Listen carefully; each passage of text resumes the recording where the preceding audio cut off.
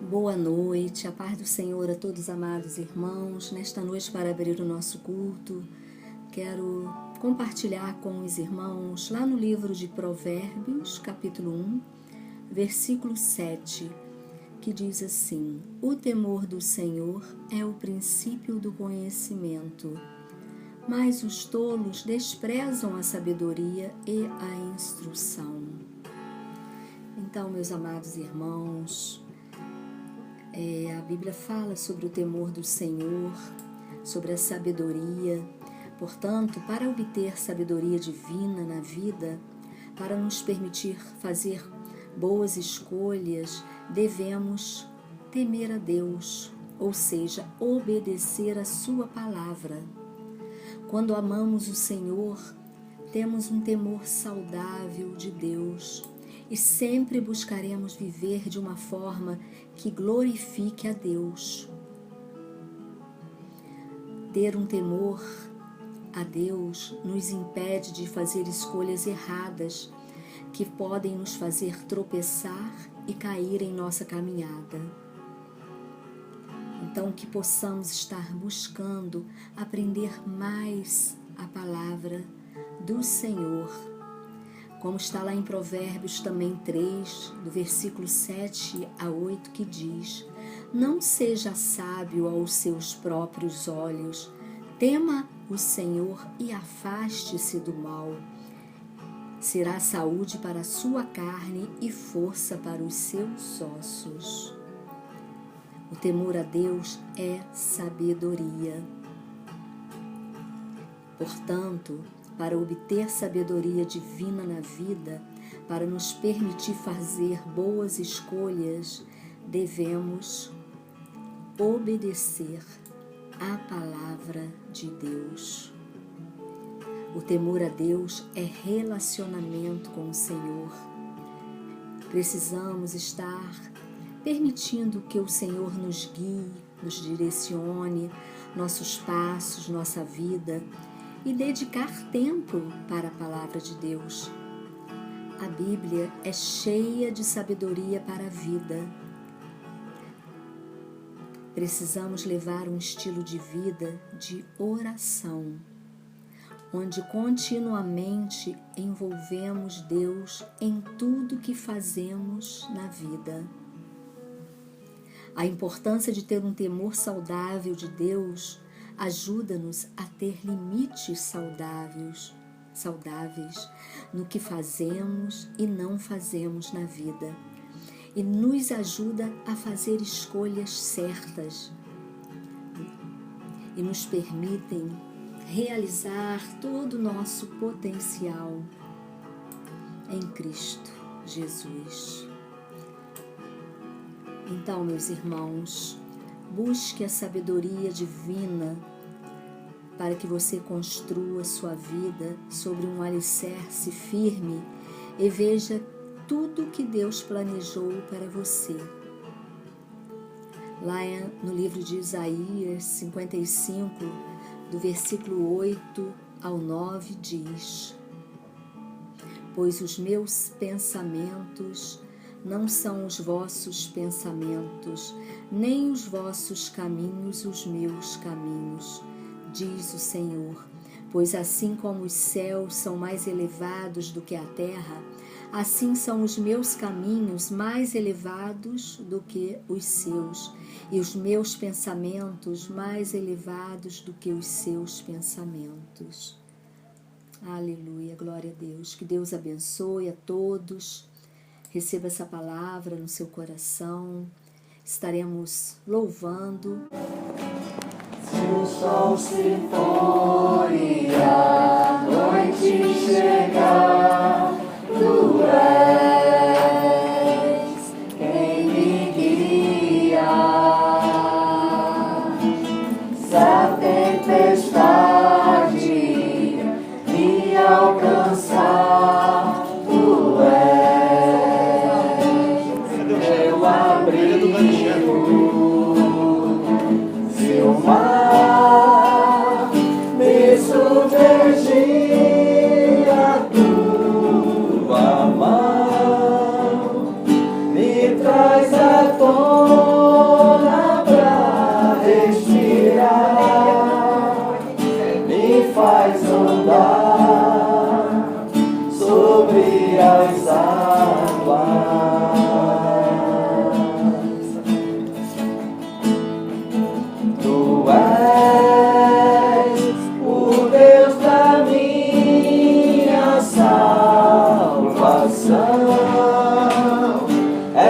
o meu dono, minha paixão, minha canção e o meu louvor.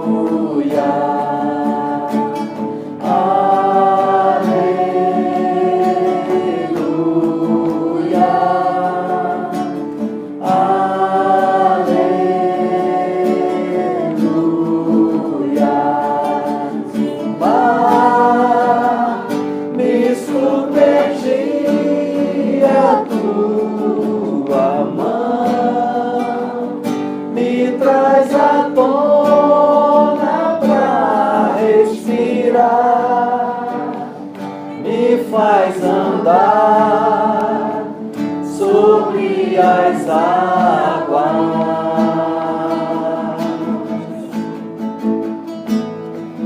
Tu és o Deus da minha salvação,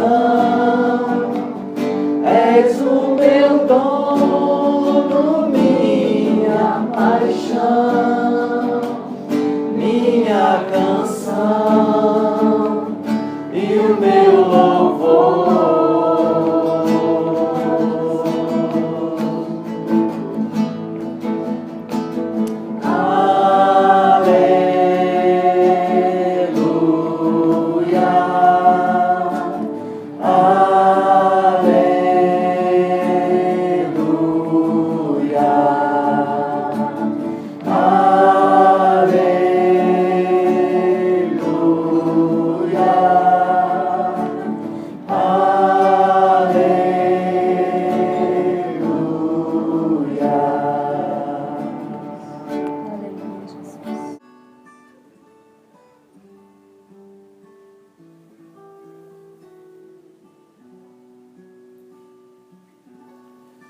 Boa noite, meus amados e queridos irmãos. É um prazer estar aqui com os amados nesta noite de, tenho certeza, de bênçãos, de vitória para as nossas vidas. Queria estar compartilhando com os amados a palavra de Deus, que se encontra lá no livro Evangelho de João. Evangelho de João, capítulo 5. De 1 até ao 9, que nos diz: passadas essas coisas, havia uma festa dos judeus e Jesus subiu para Jerusalém. Ora, existe ali junto à porta das ovelhas um tanque chamado em hebraico Betesda, o qual tem 5 pavilhões. Nestes jazia uma multidão de enfermos, cegos, coxos, paralíticos, esperando que se movesse a água, porquanto o anjo descia de tempo em tempo, agitando-a, e o primeiro que entrava no tanque, uma vez agitada a água, sarava de qualquer doença que tivesse. Estava ali um homem enfermo, havia 38 anos. Jesus, vendo-o deitado, sabendo que estava assim há muito tempo, perguntou-lhe: queres ser curado? Respondeu-lhe o enfermo: Senhor, não tenho ninguém que me ponha no tanque quando a água é agitada, pois enquanto eu vou, desce outro antes de mim. Então Jesus lhe disse: levanta-te, toma o teu leito e anda. Imediatamente o homem se viu curado e, tomando o leito, pôs-se a andar. Senhor, em nome de Jesus, que o Senhor venha falar aos nossos corações através da Tua palavra, Senhor. Em nome de Jesus, Pai, que teu nome seja glorificado, exaltado, Pai, e que esta palavra, Jesus, venha, Pai, estar atingindo corações aflitos, cansados, corações sem esperança, meu Deus, eu não sei, mas que o Senhor possa estar abençoando, meu Pai, possa estar renovando, Pai, que o Senhor possa estar curando, meu Pai. Em nome de Cristo Jesus, ó Deus, não só de uma cura física, porém uma cura maior, mais maléfica, que é a cura espiritual, que é a cegueira espiritual. E também, Jesus, a cura das emoções, para que o Senhor possa estar entrando e ministrando a tua cura, Pai, aos nossos corações, em Cristo Jesus. Louvado seja o nome do Senhor. A palavra de Deus diz que, passadas essas coisas, havia uma festa dos judeus e Jesus subiu para Jerusalém. Dentro deste contexto próximo, Jesus já havia curado o filho do rei, oficial do rei. Jesus já havia feito uma cura do filho do oficial do rei, querido. Então sabemos que onde Jesus está, algo bom sempre acontece, querido. Onde Jesus passa, por onde Jesus passa, ele vai deixando ali um rastro de bênção, de transformação, de mudança, de alegria, de esperança. Então fala que passadas essas coisas, quer dizer, dando a entender que Jesus já vinha na sua caminhada operando sinais, maravilhas, porque a natureza de Jesus, nós sabemos que é a mesma natureza de Deus, a mesma essência de Deus. Então ele já vinha ali curando, salvando, libertando, ensinando. Glórias a Deus. Então a Bíblia fala que passadas essas coisas, o evangelista nos mostra que já haviam coisas passadas, coisas que o Senhor vinha operando ali naquela localidade, querido. E fala que havia uma festa dos judeus e Jesus subiu para Jerusalém. Festa essa que poderia ser do tabernáculo, Páscoa ou Pentecostes. Uma dessas festas, querido. E fala que ali, naquele local, existe ali uma porta das ovelhas. Junto à porta das ovelhas, um tanque, chamado em hebraico Betesda. O que significa esta palavra? Misericórdia. Eu vou chamá-la de tanque da misericórdia. Então, queridos, todos nós nos encontramos, querido, junto a este tanque da misericórdia de Deus, porque o Senhor nos trata com misericórdia. O Senhor não faz acepção de pessoas. Por isso nós nos encontramos debaixo da misericórdia de Deus. E alguns historiadores, estudiosos, dizem que este tanque possuía 5 pavilhões, em que a medida deste pavilhão equivalia a mais ou menos de 60 metros de comprimento. O primeiro pavilhão, o segundo pavilhão, 66 metros, alguns entendidos. E que havia ali nessa época muita gente frequentava aquele local, principalmente em dias de festa religiosa. Aproximadamente 2 milhões de pessoas ali que se concentravam naquele local. E este texto nos fala que ali naquele local jazia uma multidão de enfermos, cegos, coxos, paralíticos, esperando que se movessem as águas.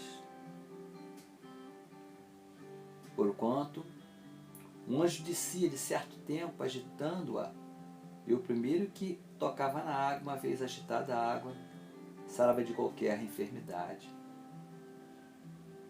Alguns estudiosos entendem que isso seria uma lenda, uma tradição daquele local. Nós sabemos que às vezes por tradição as pessoas acabam crendo, acreditando, se aglomerando, acreditando naquele dito popular, naquela tradição popular que passa de geração a geração, queridos. E a pessoa fica esperançosa de receber alguma coisa, algum milagre, alguma dádiva. Mas no reino de Deus, querido, nós não seguimos o Senhor por tradição.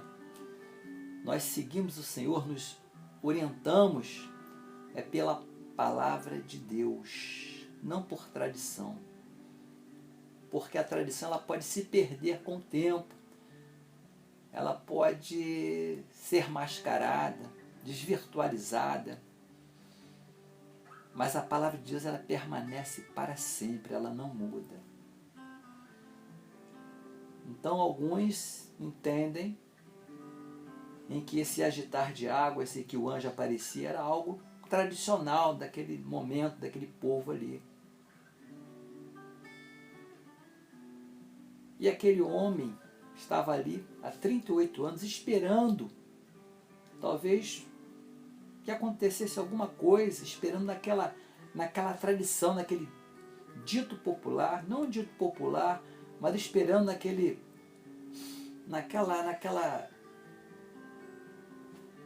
naquela tradição propriamente dita, querido. Algo que ele ouviu de alguém. Podemos entender que seria ali uma falsa realidade.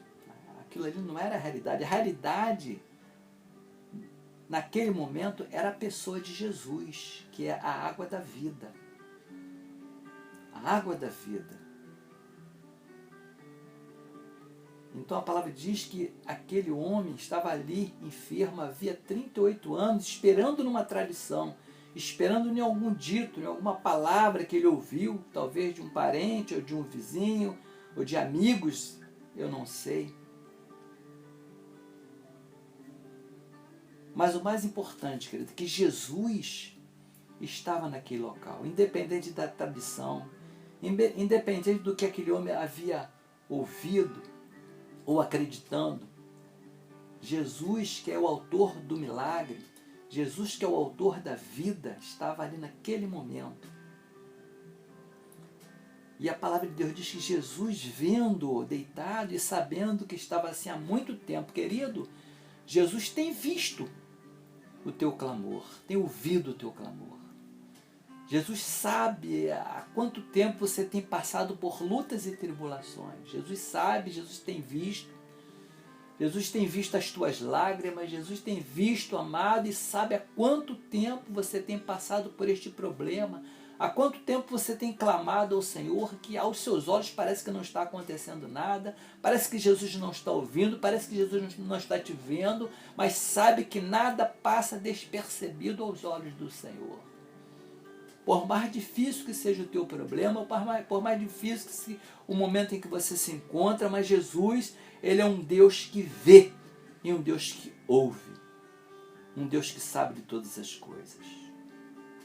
Jesus vendo-o deitado e sabendo, Jesus sabia que ele estava assim há muito tempo. Ele faz uma pergunta: queres ser curado? Jesus lhe faz uma pergunta.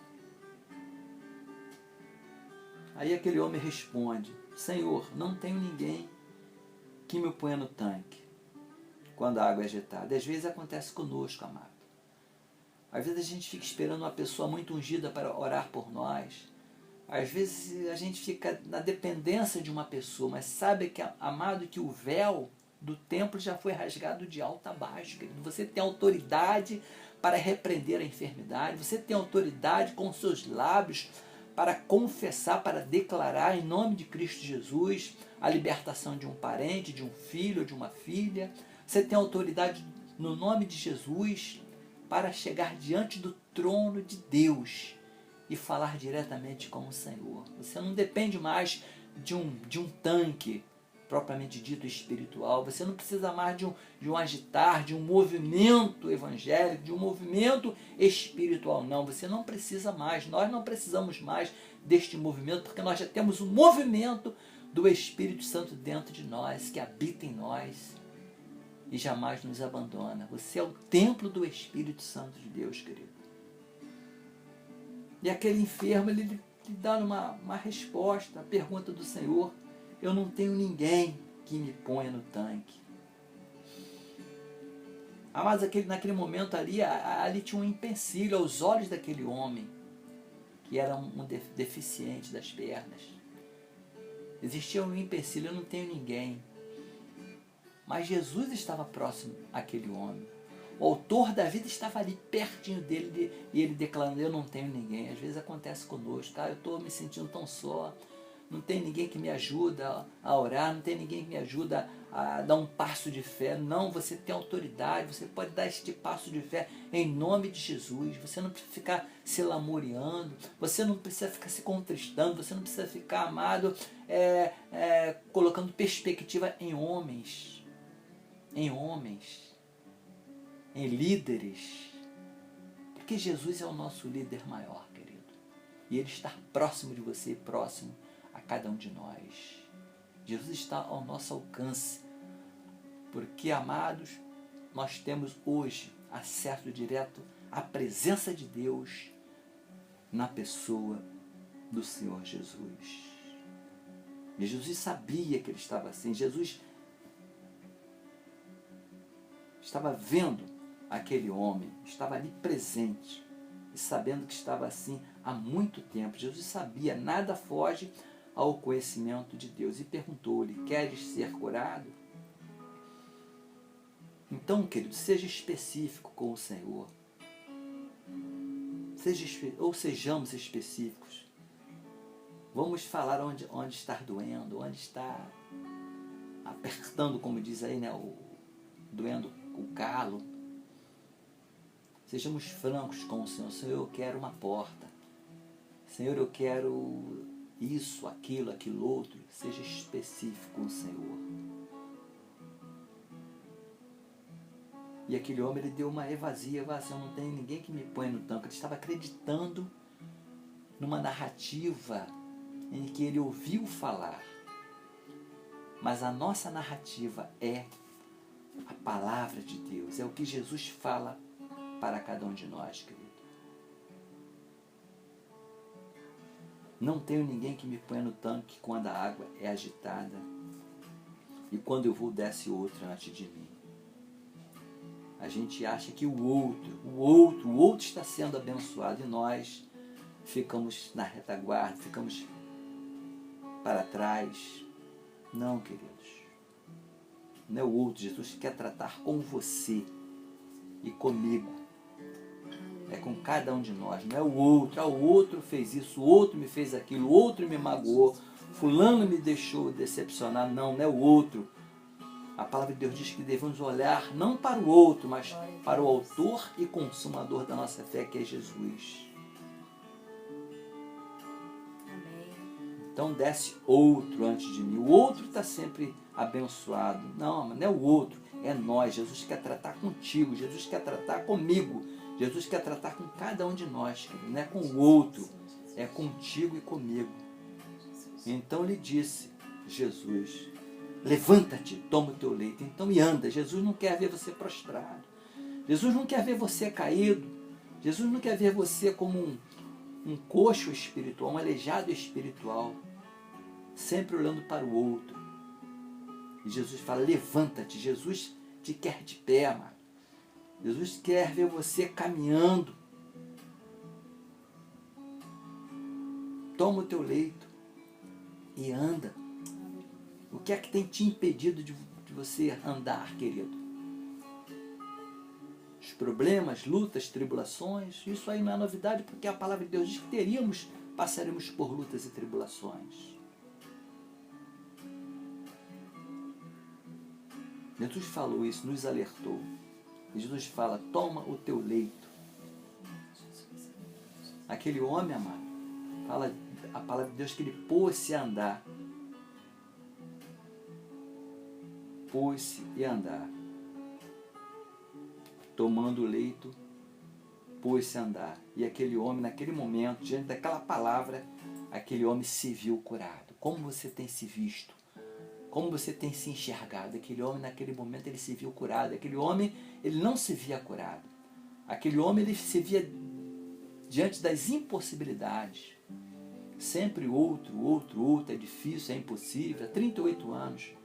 Mas diante daquela palavra, aquele homem, ele se viu, ele se enxergou. Como você tem, né, se enxergado? Como você tem se olhado? Um pobre coitado, uma pessoa que não consegue andar, uma pessoa que não consegue dar um passo de fé, uma pessoa que fica na dependência do outro. Não tem ninguém que me coloque, não tem ninguém que ore, Não, amado. Aquele homem, ele passa a ter uma perspectiva diferente, ele passa a ter uma visão diferente a respeito de si mesmo. Aquele homem já não se viu mais como um aleijado, como um coxo, como um inútil, não. Aquele homem, ele se vê diante daquela palavra de Jesus. Aquele homem, ele já se enxergou, se viu curado. E a partir daquele momento, ele se levanta e toma o seu leito e anda mediante aquela palavra de Jesus. Então, queridos, receba esta palavra hoje, coloca no seu coração, que nesta noite você venha estar se engravidando da palavra de Deus. Coloca esta palavra no seu coração. Se engravide da palavra de Deus. E certamente o milagre não vai te alcançar. O milagre já te alcançou. Porque é o Senhor quem fala para você hoje, nesta noite. Levanta-te. Tira o empecilho, tira o embaraço. Tudo aquilo que tem impedido do seu caminhar. E ande pela fé em nome de Jesus. E receba o teu milagre, a tua vitória em Cristo Jesus. Amém. Glória a Deus.